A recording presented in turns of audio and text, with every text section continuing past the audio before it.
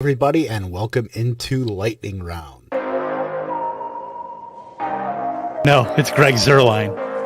No, oh, I don't even know these people. You have my solemn vow we are done at wide receiver. Pemba said fold. Till the next round. This is sitting on top of my Scott Fishbowl trophy. I have a cup for Cooper Cup, I guess. Yeah.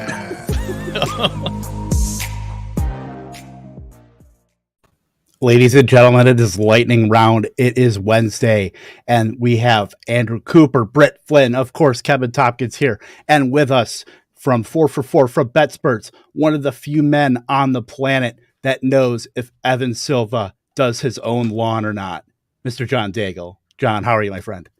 Doing well, and he does not. That's actually a secret, a secret I kept for a year and a half just to save the bit for my friends at ETR. But although he does not do his own, he does almost like supporting a local business, pay the little neighborhood child to run over and mow the lawn for him. I thought for a second you were going to say he mows somebody else's lawn. Absolutely, like he just like that man does moves zero outdoor work whatsoever. His hands are Just fully clean. pushing it forward. Okay, yeah. Well, he's a small market guy. I can totally get behind that, you know? Time is money too. Time is money. And Absolutely. he has very little time, especially pushing out everything at ETR right now. So yes, he does not do his own lawn, but still a good person nonetheless. Yeah, it sounds like the dream, man.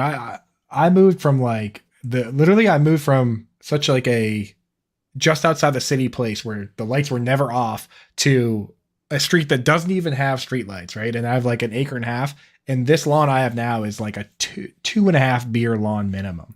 So, you know, at the pace that I got right now, I might need to step in and have one of the neighborhood kids come in. I'll pay them. I'll drink the beers on their behalf. And then, you know, I'll take it easy like the bigwigs do, right?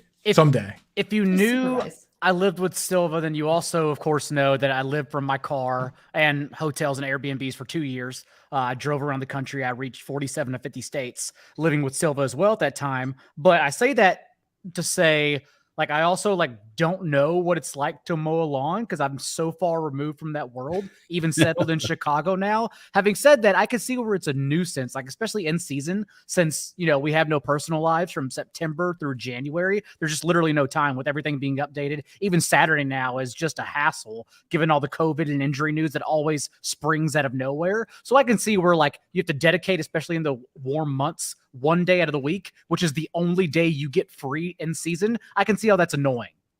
Yeah. I mean, I will say there's a little pride in doing it, and you can listen to a podcast or two. So yeah, not the end of the world, but yeah. At a certain point, time is money. So, Well, it looks like you disconnected because looks like you just got back about a week or so ago from Banff.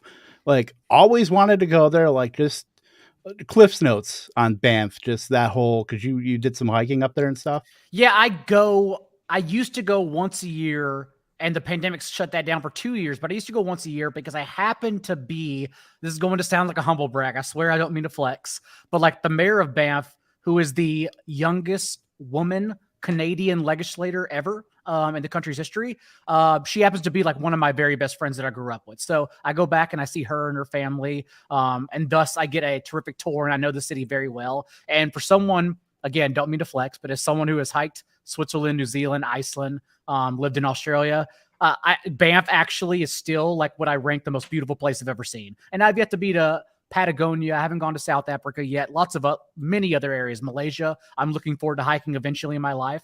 But Banff, I attest, I can tell you should absolutely go, especially because it's only the quick flight to Calgary. And then, you pay $70 for a bus to get you up to Banff, a round trip. And from there, you're all on your own. You just take off, and whether you want to go for running or walks around Vermilion Lake, which is right there in the distance, or rent a car and just take an hour drive into Banff National Park, where that's where all the greatness is. And there's so many different hikes to choose from. I would tell anyone, if you love the outdoors, that's the location to go for those Microsoft screensavers you never thought you'd see. Damn, that's a sales pitch. I was gonna say, where are the Banff people snipping that and just like playing that on TV up in anywhere they can get to Banff, right? Because I don't even know how I would fly there from Boston. I guess where'd you fly into? No, you just fly directly to Calgary. Fly into YYC and then take the bus. Everything is, if you don't panic at first, because I travel a lot, and so like usually when you talk to people about that, I understand getting out of someone's comfort zone is a stretch for civilization. Like people don't like to feel uncomfortable. But really, like when you look at these things, it's so much easier. Even from, you said Boston you're at right now? Yeah. Iceland is a 5-hour flight directly from Boston. Like it's literally just right there. So yeah, we're doing that this fall. So it's amazing. Get ready to be nickel and dime out of your wallet, though. Since they don't allow anything to come in internationally, like KFC had the highest bid, and they said no. They keep everything domestic. They grow their own food everywhere from their Icelandic farms. Thus, everything is upcharged because they grow it themselves. So it's just a super expensive place, but also some of those beautiful sights you'll ever see. So I've been watching Alone with like Chilco Lake, and I think the closest way to get there is from YYC. Like, how close is that to Banff, and like how does that compare? Because now I'm like really curious about that. Considering Banff is like an hour to an hour and a half, it'd probably be an hour 45, something like that. And once you get to Banff, if you want to get to Banff National Park, you should rent a car because there's so many trails and ways to go. But honestly, once you get to Banff and you don't have the vehicle, they offer a free bus for tourists because they get 4.2 million tourists per year. I should be the legislator, actually, because I know so much about the city because it's so close to my heart. Yeah, you're an ambassador. Yeah, but they get 4.2 million tourists per year. That's where their money comes from, is off tourism. Really, like no one's a local anymore. And so once you get there, there's a free tour bus called Rome. And that takes you like to all those photos you've seen, whether it be Two Jack Lake, Lake Moraine, Bow Falls, Bow Lake, all these situations. Like it's a free bus, literally meant for you, meant for tourists to just plop downtown, take the bus, come back, feed the money back into the economy and the city. So again, everything is so much easier if you just take a few minutes to look, and everything is very simple to accomplish. The Chicago liaison to Banff, Alberta, Canada, Mr. John Daigle. And also, throwing some Iceland there too. We are educational for not any of the reasons you would think. But now that we've got Canada and Iceland out of the way, let's talk about some wide receivers here. Sure. And we'll just get right into it. And I'll go to John with just this quick question.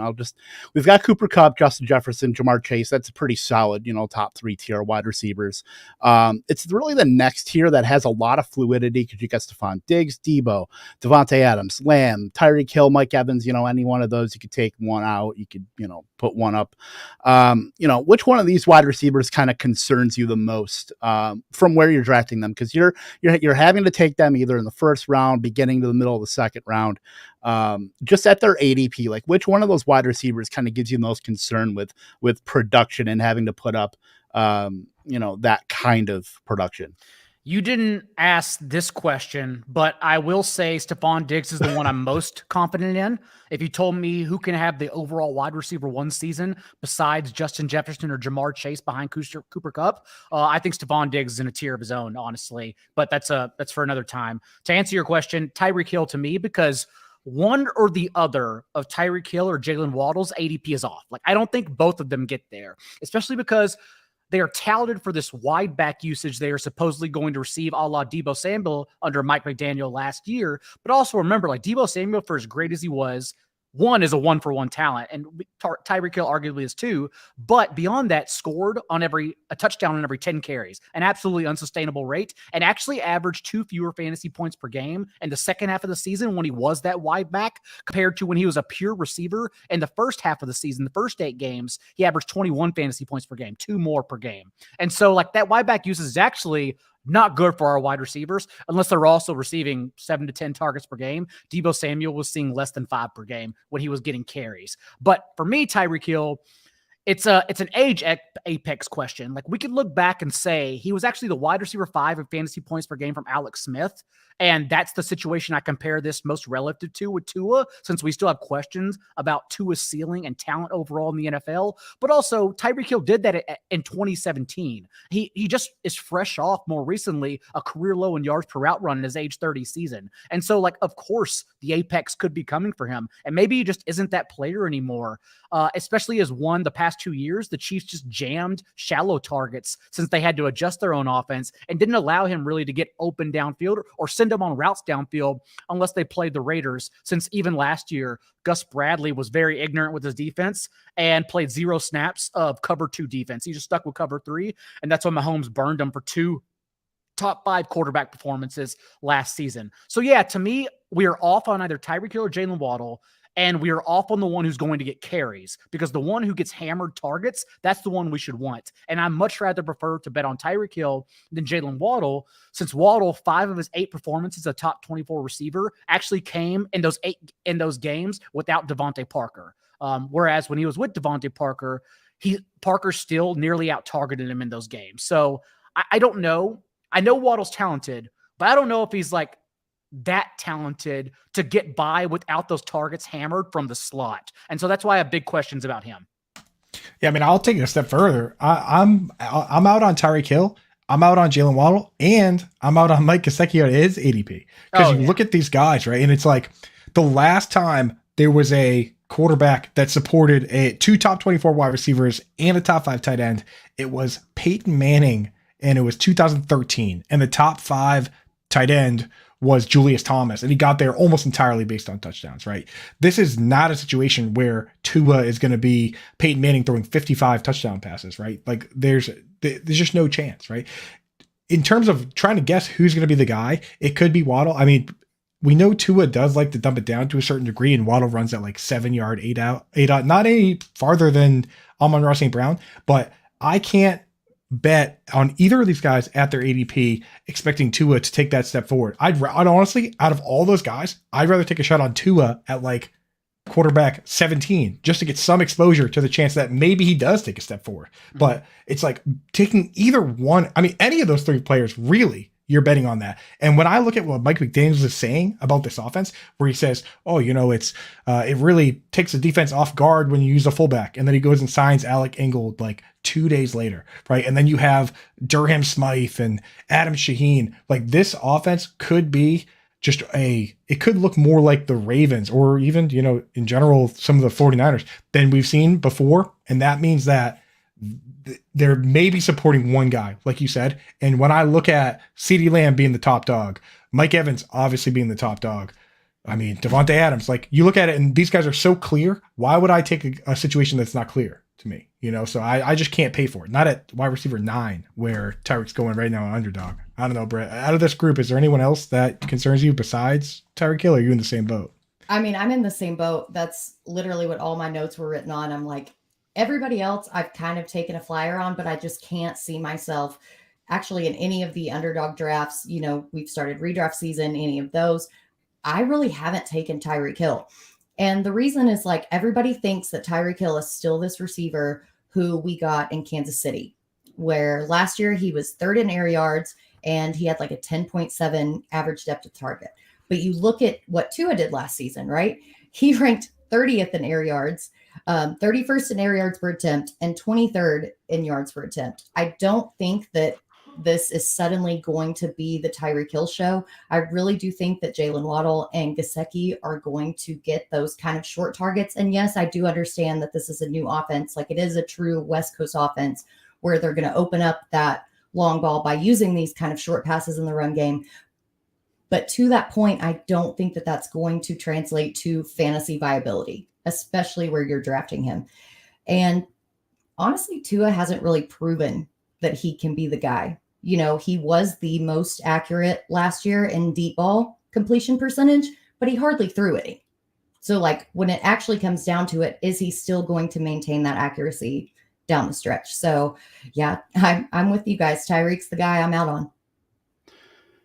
I mean, I'm not fully out on Tyreek Hill, but, for just the sake of discussion, Mike Evans is a guy that I just think is he's too frothy at wide receiver 7 on underdog, just based on the fact that you're buying him right now with the down, Godwin's going to be, we don't know how long he's going to be out for, or if he's even going to be out. I mean, they're leaving that door open for him being available week 1. Probably not, but at least that shot is open where maybe he only misses 3-4 games rather than the 6 to kind of 8 game projection. But other than that, I mean, besides when Godwin was out, I mean, Evans got that target share. Other than that, he was pretty much locked in at about, I believe, a 16% target share and was pretty touchdown dependent.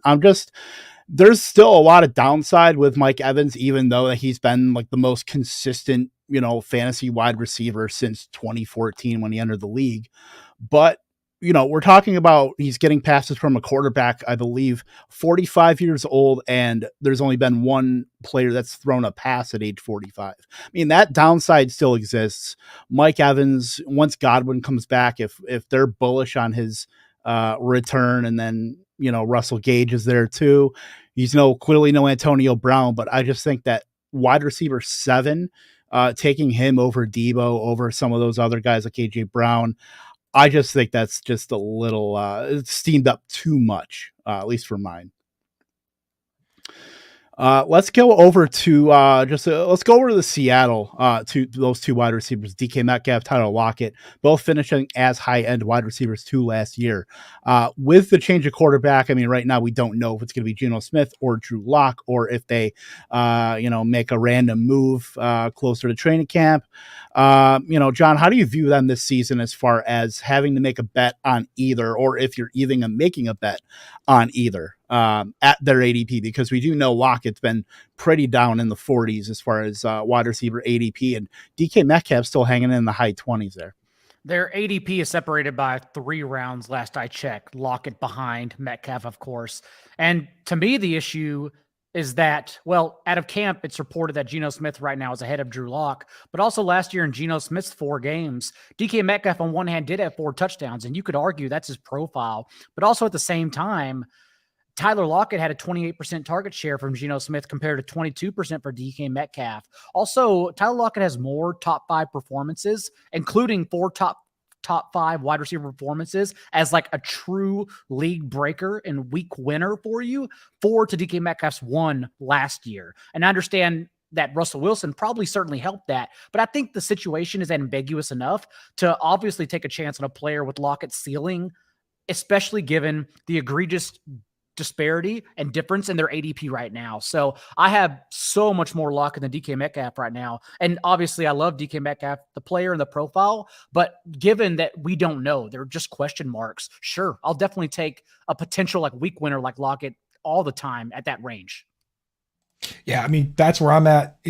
It's about uncertainty, right? Like when it comes to uncertainty, you want to take the cheapest guy. That's generally been the rule of thumb, and it's panned out a bunch. I mean, we watched it happen in Carolina when Matt Rule came to the team and everyone was taking DJ Moore at like wide receiver 12, and no one was taking Curtis Samuel, no one was taking Robbie Anderson, and then it turned out to be a little more flat, right? The quarterback, the way they ran things, the coach, it was spread out, and it benefited you to take the guys going like wide receiver 64, where Robbie Anderson was going, over the guy wide receiver 12.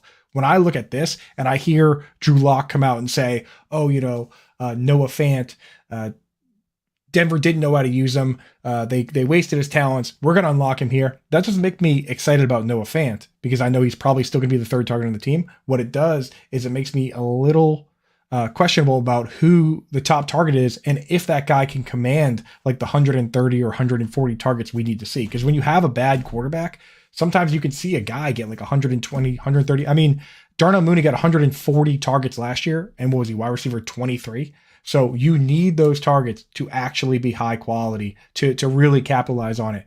Unless, as Daigle pointed out, you're playing something like best ball where you can just get those week winning upside, right? So for me in best ball, I'm willing to take a stab, especially on Tyler Lockett at the right price, because he's that kind of guy that can escape and make those big plays. But I'm not going to go out and plant my flag on DK Metcalf when there's other guys going after him, like Rashad Bateman or even Adam Thielen, where, we always liked the highly consolidated targets between Metcalf and Lockett, just like we liked them between Jefferson and Thielen. But the difference is now Jefferson and Thielen have the quarterback they've been successful with, right? And now Lockett and Metcalf have a quarterback that hasn't been successful at all, or, might be Geno Smith. So it's pretty scary. I don't know. Britt, what do you think? Are you taking either of these guys? Actually, I don't even want to touch Lockett. Seattle was one of 2 teams last season who didn't rank in the top 12 in pass attempts, who actually had 2 fantasy relevant wide receivers. And that was because of the deep threat. Both Metcalf and Lockett, combo name is, can we make that a thing? Both tied actually in as number 3 in deep targets. Metcalf was number 5th in touchdowns and Lockett was 13th in touchdowns. But we saw Drew Lock be absolutely dismal last season in deep ball consistency. He had a 27.3 completion percent on deep balls. And even though Geno Smith was better, we only saw him attempt 7 deep ball throws in those 4 games. I really think that Seattle is going into a game management type situation, especially drafting Ken Walker. We kind of, that's showing their hand, as we say in poker. You know that they want to run the ball. And Seattle actually ranked last in pass attempts per game last season. I can't really touch any of these guys unless that it's like a best ball situation. If it's a best ball, by the way, if you're on Underdog for the first time, use promo code ALARM. Sign up. I think the Scott Fish Bowl satellite tournament is already filled up. It might still be open, but Best Ball Mania 3 is still there. There you go. Toronto Dave gets it. Promo code ALARM. They'll match up to $100 of your first deposit for first-time users. So in best ball, maybe I'll take Lockett because his ADP has sunken so much. That's not a word, but I can't take it. It is now, damn it. It is. We do new things around here, but I just can't take him in a redraft or even feel confident playing him on a week-to-week basis because it's not going to be a thing.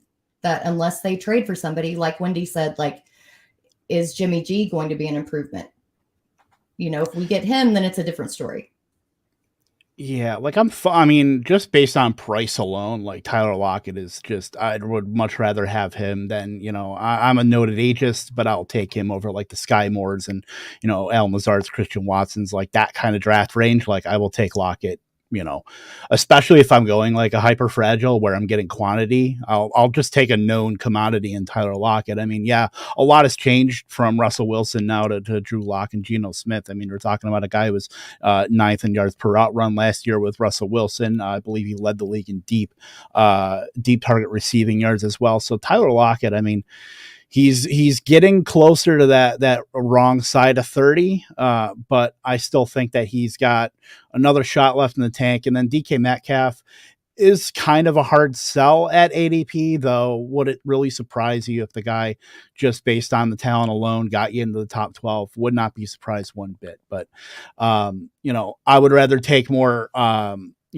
convincing, stabs on players that I like, where DK Metcalf is being drafted in the 20s, rather than, and I'd rather take Tyler Lockett, just at that kind of price. I mean, I'm worried about Geno Smith. I'm worried about, Drew Lock based on who's going to be the quarterback there. But just from a price kind of sensitivity standpoint, I think Lockett, I still think there's a little bit of, DK can come down maybe a little bit, but I still think Lockett has some room.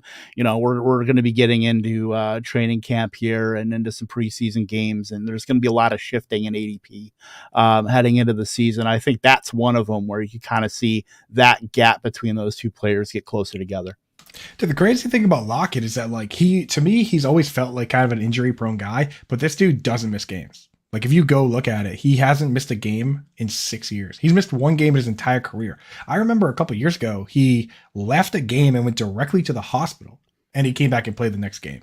So, it's hard to look at a guy like this, and say that he's not committed. I mean, this is the same guy that, has committed to, not having sex until after marriage and stuck with it this whole time. He's almost 30 years old. Like, talk about commitment. So this is a guy that, if you're one of those, real hard 0 RB type that is worried about injuries, Tyler Lockett's a dude that's going to go out there and play every single week. I mean, well, he's done it. he still has that blemish on him because for 3 years in a row now, the second half of the season, he's dealt with some oddball incident, whether it be an injury. Last year, I believe it was the flu when he lost weight over the second half of the season. But even then, it's 3 consecutive seasons where he hasn't finished outside the wide receiver 14 in fantasy points per game. So he's been essentially a fringe wide receiver 1 for 3 years in a row now. And I understand attached to Russell Wilson at that time, different situation, but I'm still willing to bet on it given, again, the discrepancy in ADP. Yeah, with those guys, the flu game guys, you do have to worry about the worst thing in fantasy football, which is the dude that goes out and plays no matter what and goes and plays decoy and gives you a 0 spot. Because AJ Green used to do that all the time on the Bengals, right? He would just be like, yeah, I'm good to play. And then he'd give you a 0, So that is a little scary. The old play through the flu, play through a broken clavicle or whatever, and just kind of give you a 0. But, you got to, as a team, if you're a teammate, you got to have respect for that. It's the Keenan Allen back game when everybody on ESPN is like, he's playing, and he ran 1 route. Yeah. Well, good for the NFL's version of AC Green, Mr. Tyler Lockett. I did not think we were getting an AC Green reference here. Let's go over to the Colts with, they traded for Matt Ryan. Gives Michael Pittman a presumable upgrade at quarterback. I mean, from 2 sprains Carson Wentz, say what you want, but Pittman's getting a lot of steam. Just ask anybody on Twitter apparently, but is that kind of steam warranted, John? You think going up to Matt Ryan from Carson Wentz is going to put him in that wide receiver 1 kind of fringy territory, or even firmly in that wide receiver 1 category this year? I think it's more than warranted. He proved it's warranted too last year through week 9 when Carson Wentz had a top 11 EPA among quarterbacks. Michael Pittman scored 5 touchdowns and was the wide receiver 7 in fantasy points per game. He showed he has a ceiling last year. And then when Carson Wentz became Carson Wentz in the second half of the season and didn't eclipse 200 yards in 6 of his last 8 games, Michael Pittman only scored 1 touchdown and eclipsed 80 receiving yards in only 1 of those contests in the back half of the year. So he's already shown he has that ceiling with good quarterback play. And Matt Ryan now, who's a significantly more accurate veteran than Carson Wentz, is also playing behind the best offensive line of his entire career after playing behind Atlanta's offensive line, which allowed a league-high pressure rate last year. So, yeah, I have Michael Pittman as my wide receiver 10 overall right now in my underdog best ball tiers on 4for4.com, but I genuinely think he can be a top 8 guy. Yeah, I love him, man. Michael Pittman's the exact kind of guy that gives me the warm and fuzzies. Like when I'm in that world of looking at all these guys that are, you don't know who's going to be the top guy or if the team's going to throw enough. I love taking the guy where he's clearly the number 1 guy. Can you even imagine who the top target would be if it's not Michael Pittman? You know what I mean? It's going to be Alec Pierce, Paris Campbell, maybe Mo Ali Cox. Doolin, obviously. Maybe. Hey, it's our baby boy, Jelani Woods. Don't get it twisted around here. There's nothing baby boy about Jelani. Yeah, first of all, dude, if it's anyone, it's Kylan Granson, okay? But let's just, and the number 1 complaint that I get when I say that I like Michael Pittman is people say, oh, they're gonna run too much. Well, Matt Ryan in 2016 on the Falcons, they were a top 5 team in rush attempts. They had 2 running backs that were pretty much RB1s in Devonta Freeman and Tevin Coleman. And guess what? Matt Ryan was the MVP of the league and he was the QB2. So I'm tired of hearing this team's going to be too good for Matt Ryan to be a good quarterback. Guess what happens when the team is good? The quarterback's good. The offense is good. There's opportunities to score, especially when everything's being funneled to one top dog. So the only real question is whether Pittman runs into matchups that he can't handle because they don't have the pressure to help them out. It would honestly be nice for Pittman. I wouldn't downgrade Pittman if they brought in a Will Fuller or Julio Jones or an Odell or even brought T.Y. Hilton back for one last hurrah. I wouldn't downgrade Pittman. I think that would actually be better for Pittman just so that teams had to give some safety respect over the top. You know what I mean? Because that's not changing Pittman's matchups. All it is doing is telling the Devin McCourtys and these guys, you got to take a couple steps back because we have this fast guy on the outside. Because right now, I don't think they do have that. So honestly, as a Pittman fan, I'm rooting for them to come in and bring in that field stretcher because I don't think in free agency there's anyone out there where they're going to come in and I'm going to say, oh, we have to move Pittman back now. So for me, it's wheels up on Pittman, and the wheels can only go higher. Yeah, John brought up that last season that the Falcons offensive line was 31st in pressures allowed or last in pressures allowed. Dead last in pressure rate. Yeah, the worst offensive line. Yeah. And he was still number 3 in deep ball completion percentage and 2 in deep ball accuracy. So now that was with an atrocious offensive line. So now you put him behind Indy's offensive line where he really thrives, like as a pure pocket passer. Pittman's going to be able to get open. He is kind of facing like one of the worst divisions in football, to be honest, like with the Jags and the Texans. I think that Pittman is absolutely going to feast, even when Carson Wentz kind of went down the toilet. Sellers, come on. This is my husband, John, if you don't know. Oh, okay. I didn't know that. I think he tries to troll me sometimes.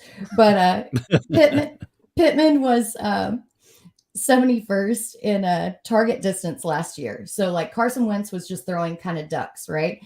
But Pittman made up for it by being 22nd in yak. So kind of to your point, Coop, even if they do get that field stretcher and kind of keep Pittman back, I mean, he's still going to get that yak. And then with a more accurate passer on top of it behind a better offensive line, I think he's in for a crazy good year.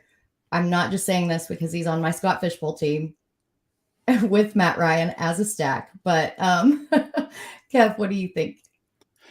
Yeah, like Pittman's been one of those guys that just I have not drafted. And it's probably a flaw in my game that I really need to get more exposure to him.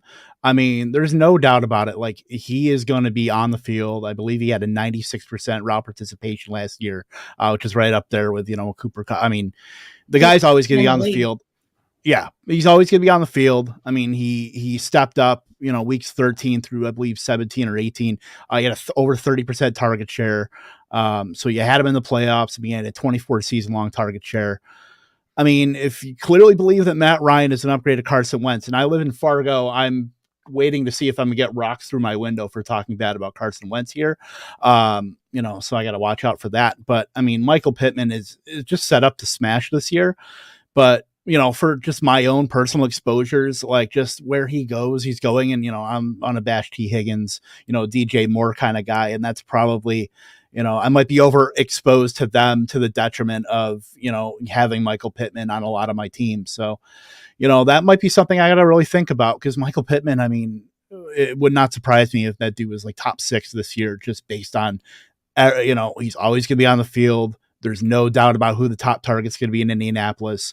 I mean, we're looking at a team that, the Eagles had the lowest amount of pass attempts last year of 530. We all say that the Indianapolis Colts are going to be so run heavy, but it's not like they're not. I mean, he's going to get 140 targets minimum in this offense. And it's going to be very flat other than that. So I can't see really anybody stepping up. Even Alec Pierce, I really can't see him stepping up, to the degree of where he can maybe siphon a little bit off of him. I just think it's Pittman and everybody else in this offense. And for that, I mean, it's hard to keep him out of the top 12. That's a flaw in my game. And I will admit I have a little growing up to do with Michael Pittman.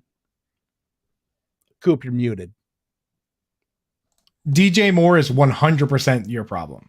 That's 100% the problem. I mean, like you beat around it, but I'll say it for you. DJ Moore being right there is the problem you're having, right? Is that not the case? True, and yeah, that's pretty true. Like 1,000%. 1,000,000% true. I can't help it. It's the DJ Moore T. Higgins in me. It's a disease. It really is. I wrote about it in the Fantasy Life newsletter that I will not stop drafting T. Higgins, even if there's a fire. Let's go over to the Packers and the Chiefs here. They kind of have similar situations this season, both losing their wide receiver one with Tyreek Hill going to the Dolphins. We talked about it a little bit earlier. Devontae Adams going to the Raiders. Are we kind of overdrafting these presumptive wide receiver ones with Alan Lazard and Juju Smith-Schuster here? Are we expecting more, of a flat target distribution with the rest of the pass catchers? I mean, I kind of lump those two offenses in together just because of the similar situations. But John, what do you think about, Alan Lazard and Juju Smith-Schuster? Kind of assume that wide receiver one role. I mean, obviously Kelsey's there at Kansas City, but what do you think? It's just tough for both, especially since Alan Lazard really depended on touchdowns last year. Career high 8 of them, even though he didn't reach 80 yards in any game. And so if that number is not sustainable, even though that's his profile in college, he was a touchdown scorer, failed to be that in any year so far in his career. But given that the Packers have the second most vacated targets from last year's production, which gives ample opportunity to Lazard this year, then maybe he could step into that role. I just, like Russell Gage, I'm just never confident, which is why you mentioned Mike Evans earlier, not being high on him. And I get it, but I'd rather just be higher on the talented players in an offense, not be higher on a player I question his talent and his profile, stepping into opportunity just because it's there. That's why I'm higher on Mike Evans. That's why I'm higher, for instance, on Aaron Jones, because I'd rather chase that receiving profile, since at least we know it's a small sample, but 7 games, the past 3 years without Devontae Adams, Aaron Jones's average increased receiving statistics, including 25 fantasy points per game. And so I'd rather be in that range than consider Alan Lazard to be just a natural wide receiver 1 just because Devontae Adams isn't there. And for Juju Smith-Schuster, we haven't seen that profile since 2018. We're 3 years removed from it. And in that span, his yards per route run, yards per target have dipped for 3 consecutive seasons as he's become essentially a possession receiver. And that was, of course, from Ben Roethlisberger's dead arm. Like even in 2020, when Smith-Schuster was the wide receiver 23 in points per game in PPR leagues, like he depended on 9 touchdowns. And not only that, those 9 touchdowns, 7 of 10 came on end zone targets, an unsustainable number as well. And so given that the Chiefs have 75% of their slot routes from last year between Sammy Watkins, Tyreek Hill, etc., absent this year for another player to step into that role, presumably Judas Smith-Schuster. Like that's why I do think he's the player who steps in here, despite signing for the measly 1-year, $3 million deal. But I think I'd rather be higher on him for Patrick Mahomes than I would be Alan Lazard from Aaron Rodgers, personally.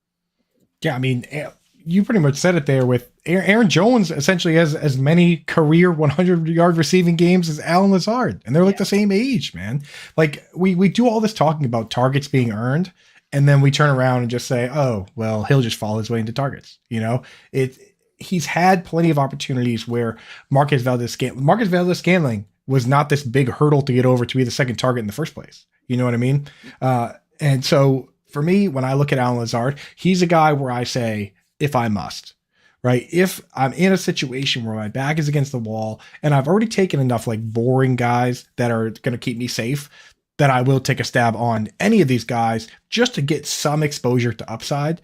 But I don't do it specifically because I'm targeting that player. I do it because I'm building a best ball roster or something like that, where I say, okay, I've already taken enough, Amon-Ra St. Browns of the world and Jalen Waddles or whatever that are low A-dot guys that are going to give me, a floor. I just need to take some stab on upside. That's when I start going for these guys. In fact, in the lightning round best ball championship that we have right now, I had the opportunity to take Lazard and Christian Watson, which I did take them both because they slid and because I just wanted to. I said, you know what? Why don't I try cornering the market on it? But it's just not something that I feel great about. And the same goes for the Chiefs, where we look at it, and I don't think anybody's going to be the Tyreek Hill. And we've seen a number of times where a team just has one top target, and then everybody else it's spread too thin, right? There's only so many. There's 32 teams. You can't have 64 wide receiver 2s. So a bunch of these guys are going to be nothing.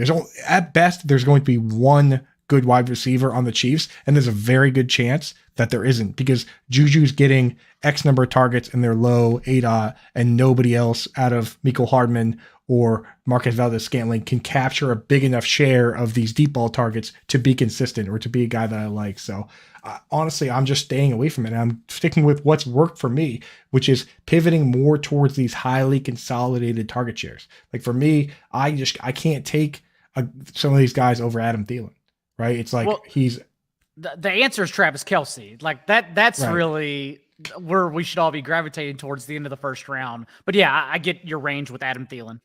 Right. Yeah. It's like when I'm looking at them, I'm like, why am I going to try and take all these guys hoping they become Adam Thielen when, Adam Thielen's right there. So and there's a number of guys like that where I'm like, same thing with like Mike Williams or T. Higgins, for instance. Like people think that because he's the second target, it caps his upside. Whereas with these highly consolidated target shares, it actually makes him just as good, if not better, than the best wide receiver on a team that might spread the ball around. So, that's where I'm at. Britt, is there anybody of these guys, let me put it this way for you, Britt. If you back against the wall, you had to take one of these guys from the Packers or Chiefs, which one do you like best? So I don't actually really know, because I do think that you guys are hitting this on the head. I do think that it's going to be very, very spread out. And to John's point, you brought up that Juju's yards per route run has declined every single season. You look at 2017, it was 2.17. In 2021, it was 0.88. So that's not just like a teeny tiny decline. That is a massive decline. And, you can say that it's because of injury, because Ben had a noodle arm, whatever, or the absence of Antonio Brown. And I kind of think that it's the absence of Antonio Brown. He can't really hack being the number one wide receiver. And then if you look at the spreads in Kansas City without Tyreek Hill, in 4 games without Hill, Byron Pringle had a differential of only 12 more yards per game. In 5, Mecole Hardman had a differential of 20 yards per game. It was actually Demarcus Robinson who had the biggest differential of, and this is on average, obviously, like over the course of a year, but he had a differential of 40 yards per game. So instead of the number one presumable like wide receiver who slots in there to fill in for Hill, it's been these ancillary wide receivers who have come in and who have gotten the targets and more yards because Hill's not there. I really think it's kind of going to be the same this year. I don't really think that Juju is going to be in there and going to be able to shake the number one corners. Kind of the same with Green Bay in games without Adams. Lazard had a differential of 21 yards a game, only 0.9 receptions and 0.12 targets. Like, I don't get why he's being touted as like the de facto guy. He's a touchdown guy. That's it. I'm very on board with it being just Aaron Jones. So I'm kind of out on everyone except for maybe Hardman, because at this point, like, he's free and he knows the system. So I might take a flyer on Hardman. Do I think he's going to do it? But I mean, as a dart throw, you can't go wrong with that. Yeah, we all, we have the mystery box options when we're looking at both Green Bay and the Kansas City Chiefs with Sky Moore and Christian Watson. I just don't know if they're going to be eating into those target shares, but I mean, I would take Juju just by default here between Juju and Lazard, just because I am completely I'm a Packer fan. I, should be much more of a homer, but I mean, Allen Lazard has never earned a target. Like, that whole offense right now is guys that have never earned targets in their life. Like, Christian Watson could not earn targets at NDSU. Granted, it was, the offense was not built for that. The only guy that's like earned targets lately is like Romeo Doubs in college, or in Randall Cobb like a decade ago. Like, Allen Lazard has 3 total career games since 2019 of 8 targets or more. Like, he is, I believe, 34% of his scoring was via the touchdown last season. So, I mean, and John basically made the point of, don't take the guy that's walking into, the wide receiver one just because the guy left, Devontae Adams. Like, that's just not, how that should work. I mean, Juju Smith-Schuster, granted, there's a lot of kind of ambiguity with everybody else there. I mean, we've heard, reports saying MVS is going to run more intermediate routes. He's been pretty much a coin flip guy as far as deep balls for his entire career, with Aaron Rodgers, and people are saying, oh yeah, MVS now has a quarterback. Like, who do you think was throwing him the ball like his entire career? It's Aaron Rodgers. Going for Mahomes, it's pretty lateral if you ask me. So I'll take the chance on Juju just because I am just a non-believer in Allen Lazard's ability to be able to earn targets in this offense. I think that distribution, there are like 6 or 7 guys that can lead that team in targets this year. Aaron Jones is one of them. Any of those wide receivers, even, I'm not going to call, maybe I just let the cat out of the bag, but literal alien Sammy Watkins can lead this team in targets. I seem to mention him every show, but yeah, I just don't see it for Lazard. I can't, in good faith, put that like wide receiver 39 right now. Like, he has been steamed up from like wide receiver, like the past 2 months, like wide receiver 55, that kind of area. Like, that's rich. Yeah, it's too much. Absolutely. Let's go over to with the Pittsburgh Steelers here and Deontay Johnson, who finishes wide receiver 8 in PPR last season, now being drafted as the wide receiver 16. We're obviously looking at the quarterbacks that are Mitch Trubisky, Kenny Pickett, whoever's going to be coming out of that. Obviously could change with the season, but are they that much of a downgrade from Ben Roethlisberger to kind of warrant that dip from where he finished to where he's being drafted now? John, are you in or out on Deontay, or just playing the talent at his ADP? What's your take on him?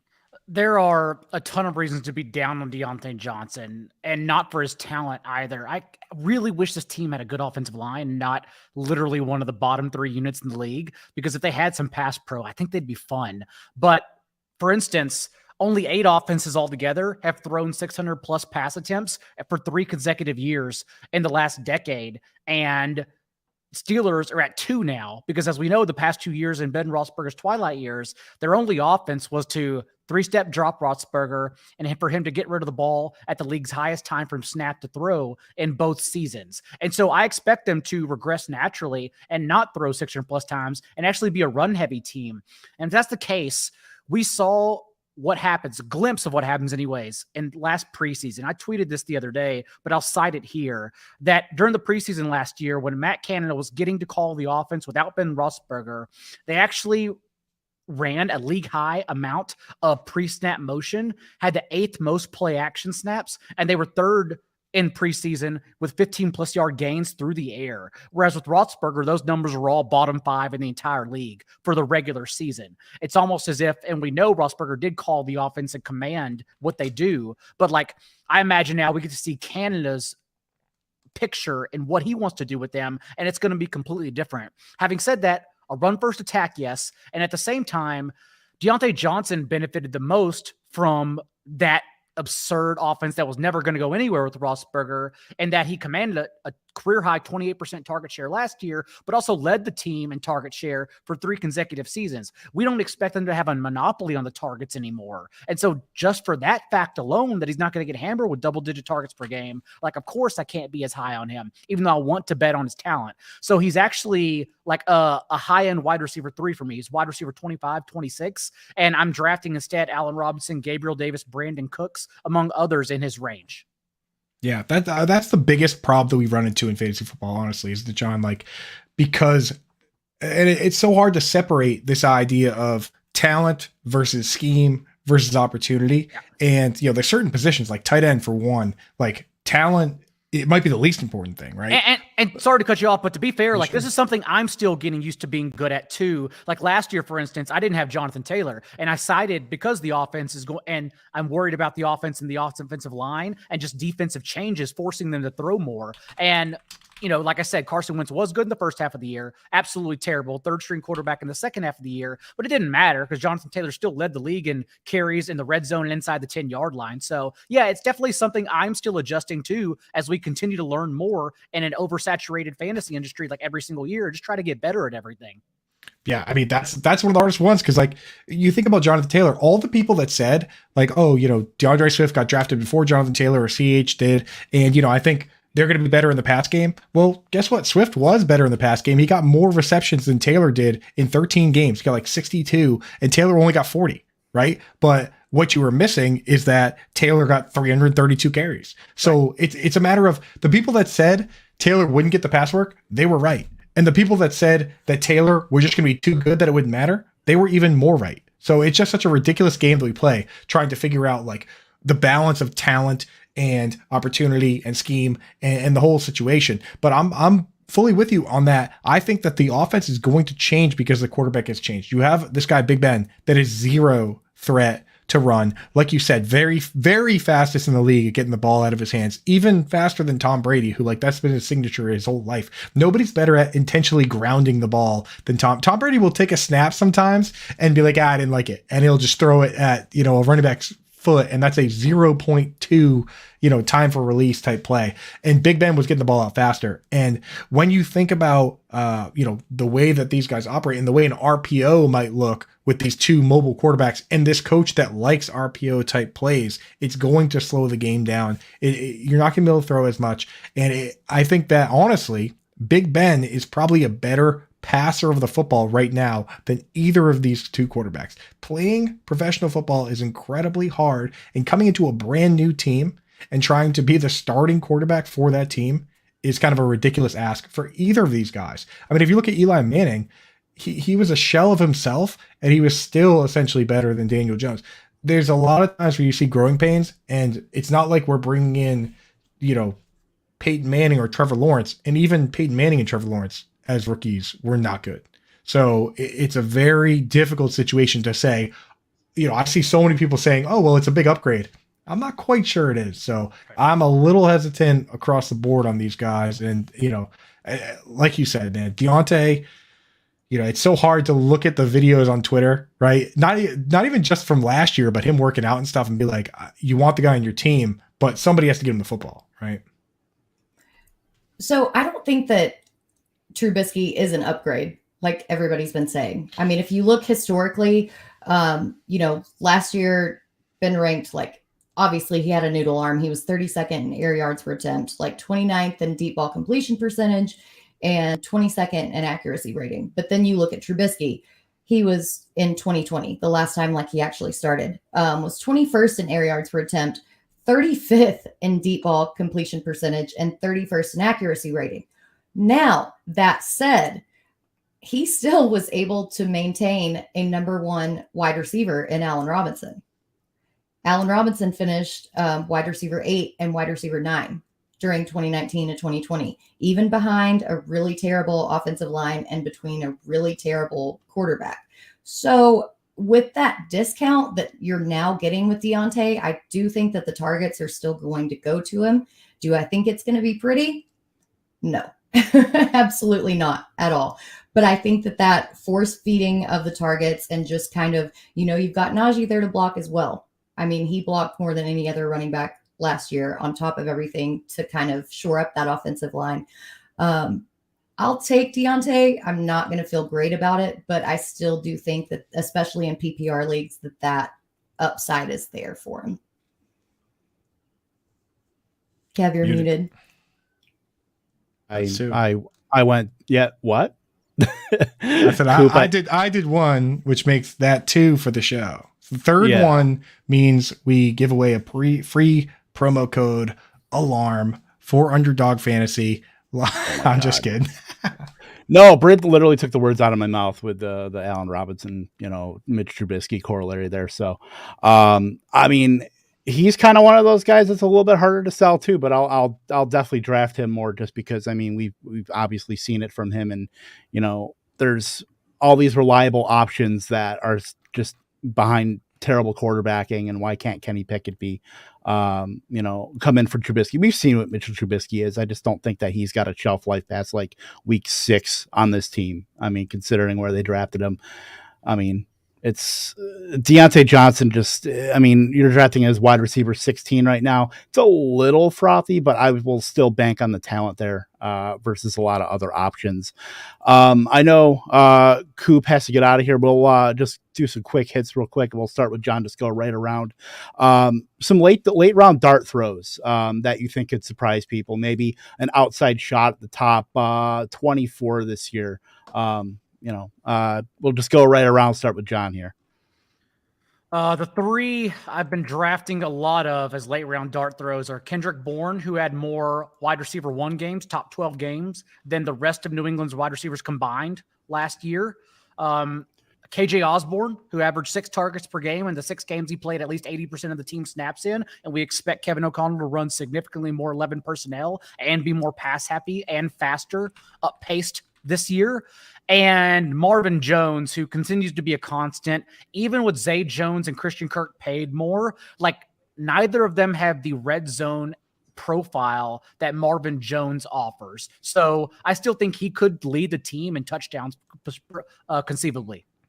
Dude, I love the Kendrick Bourne call because he even came out and said they're changing the offense. I mean, they're not using the fullback anymore. And he said he's getting more carries. In practice, he's he's good. Even his PFF advanced metrics are actually really good. He just, as a slot receiver, because, they use players to their strengths. They're never on the field for their weaknesses ever.